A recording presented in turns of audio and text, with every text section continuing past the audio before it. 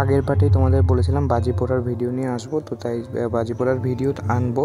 কিন্তু তার আগে এটা দেখো, মায়ের আজকে সন্ধ্যা আরতি দেখতে যাচ্ছি আমরা। আর এদিকে কিন্তু বাজি পোড়া অলরেডি শুরু হয়ে গেছে।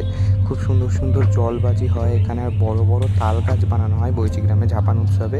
আর তাল গাছ বানিয়ে সেগুলো বাজি পুরো করা হয়, সেগুলো ফাটানো হয়। সেগুলো আমি পরের ভিডিওতে অবশ্যই দেবো। হেব্বি সুন্দর সুন্দর হয়। আর এখানে দারুণ দারুণ সব সেল ফাটছে, আমরা সেগুলোই সব দেখতে দেখতে যাচ্ছি মায়ের মন্দিরের দিকে। আর এই যে মায়ের মন্দিরের প্রবেশদ্বার, এখানে গেটটা খুব সুন্দর করেছিল।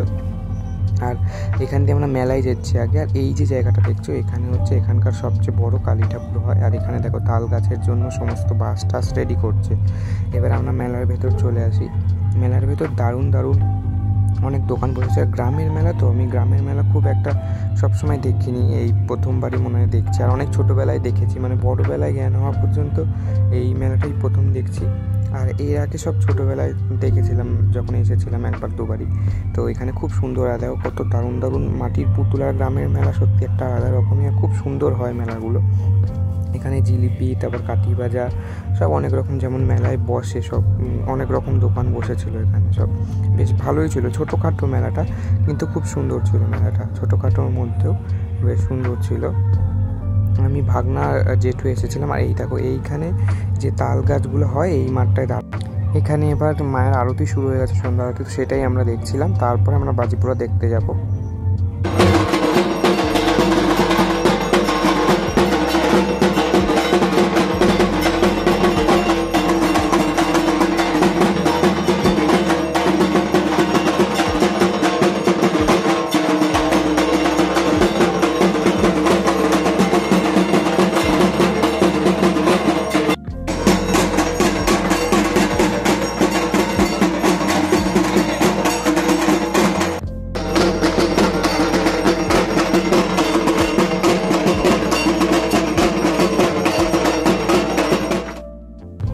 মন্দিরটা দেখো কি সুন্দর লাগছে, রাত্রিবেলা খুব সুন্দর সাজিয়েছে।